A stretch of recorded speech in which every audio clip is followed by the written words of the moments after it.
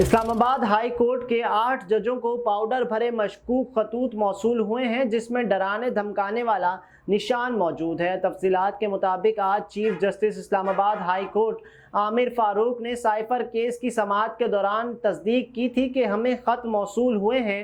Cipher case کی سماعت میں تاخیر کی ایک وجہ یہی تھی۔ بنیادی طور پر ہائی کورٹ کو تھریٹ کیا گیا ہے۔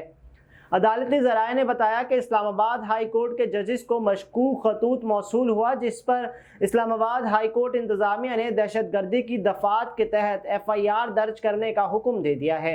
عدالتی ذرائع نے بتایا کہ ایک جج کی سٹاف نے خط کو کھولا تو اس کے اندر پاؤڈر موجود تھا۔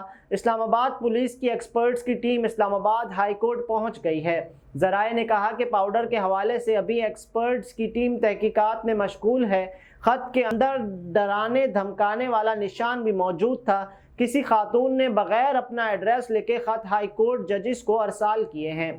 عدالتی ذرائع نے کہا کہ چیف جسٹس عامر فاروق سمیت 8 ججز کو مشکوک خطوط موصول ہوئے۔ خط ریشم اہلیہ وقار حسین نامی خاتون نے لکھا ہے۔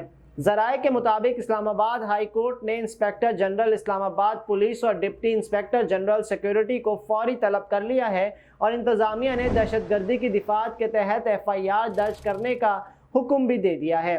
ذرائع نے بتایا ہے کہ خطوط کو جانچ پڑتال کے لیے لے گئے ہیں۔ یاد رہے کہ 27 مارچ کو اسلام آباد ہائی کورٹ کے 6 ججز نے ججز کے کام میں خفیہ ایجنسیوں کی مبینہ مداخلت اور دباؤ میں لانے سے متعلق سپریم جوڈیشل کونسل کو خط لکھ دیا تھا۔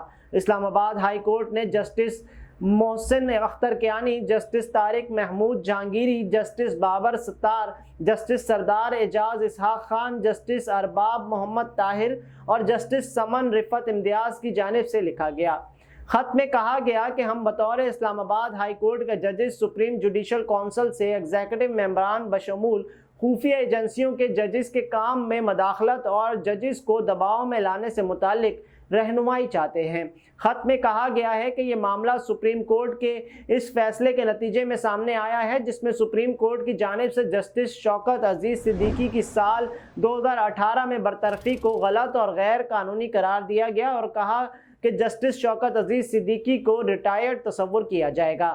سپریم جوڈیشل کونسل کی جانب سے جسٹس شوکت عزیز صدیقی کو اس وقت برطرف کر دیا گیا تھا جب ان کی جانب سے یہ الزام عائد کیا گیا تھا کہ خفیہ ایجنسی کے اہلکاروں نے اسلام آباد ہائی کورٹ میں بینچز کی تشکیل اور احتساب عدالت اسلام آباد میں مقدمات کے ٹرائل میں مداخلات کرتے ہیں۔ خط کے مطابق ان الزامات کے بعد اس وقت کی وفاقی حکومت اور آرمی چیف کی جانب سے جسٹس شوکت عزیز صدیقی کے خلاف شکایات دائر کی گئی تھیں۔ اس میں کہا گیا ہے کہ سپریم کورٹ کی جانب سے اپنے حالیہ فیصلے میں کہا گیا ہے کہ کسی بھی جج کو سپریم جوڈیشل کونسل کی جانب سے تحقیقات کیے بغیر برطرف نہیں کیا جا سکتا۔ سپریم کورٹ نے اپنے حالیہ فیصلے میں جسٹس شوکت عزیز صدیقی کو برطرفی کو بدنیتی پر مبنی قرار دیا ہے۔ خط کے مطابق سپریم کورٹ کے حالیہ فیصلے سے جسٹس شوکت عزیز صدیقی کے موقف کی جیت ہوئی ہے، تاہم غیر قانونی برطرفی کا ازالہ ممکن نہیں۔ کیا اس وقت واقعی خفیہ ایجنسی کے اہلکار عدالتی معاملات میں مداخلت کر رہے تھے؟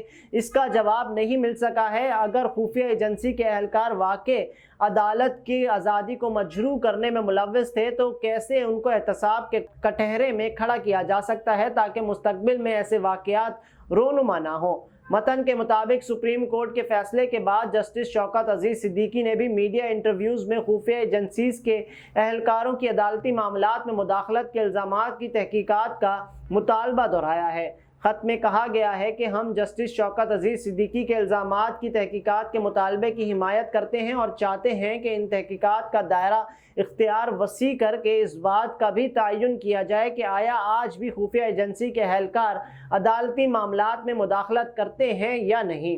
خط میں کہا گیا ہے کہ ججز کا موجودہ کوڈ آف کنڈکٹ اس حوالے سے رہنمائی کرنے سے قاصر ہے کہ ججز کی جانب سے خفیہ اداروں کے اہلکاروں کی جانب سے عدلیہ کی آزادی کو مجروح کرنے کا کیا رد عمل دیا جائے۔ ہم سمجھتے ہیں کہ اس بات کی تحقیقات انتہائی اہم ہے کہ کیا ریاست کی جانب سے عدلیہ کے کام میں مداخلت کی پالیسی اب بھی جاری ہے جس پر خفیہ ایجنسی کے اہلکار عمل درآمد کرواتے ہیں۔ ججز کی جانب سے لکھے گئے خط میں اسلام آباد عدلیہ کو خفیہ ایجنسیوں کی جانب سے درپیش دھمکی آمیز واقعات کا بھی ذکر کیا گیا ہے۔ 1 अप्रैल को चीफ जस्टिस काजी फाइज ईसा ने इस्लामाबाद हाई कोर्ट के 6 जजेस के खत का आज खुद नोटिस लेते हुए 7 रुकनी लार्जर बेंच तश्कील दे दिया, जिससे कबल 28 मार्च को वजीर आजम शहबाज शरीफ ने चीफ जस्टिस ईसा से मुलाकात की, जहां दोनों ने काबीना की मंजूरी के बाद अदालती उमूर में मुदाखलत के खदशात की तहकीकात के लिए कमीशन बनाने का फैसला किया।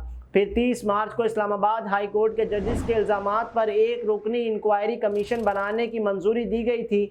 जस्टिस रिटायर तसद्दुक जिलानी को कमीशन का सरबराह बनाया गया था। इसके बाद 31 मार्च को इस्लामाबाद हाई कोर्ट के 6 जजों के खत के मामले पर 300 से ज़्यादा वकला ने सुप्रीम कोर्ट में आइन के आर्टिकल 184(3) के तहत इंटेलिजेंस ऑपरेटर्स की जानिब से अदालती उमूर में मुदाखलत करने के इल्ज़ामात का नोटिस लेने का मुतालबा किया।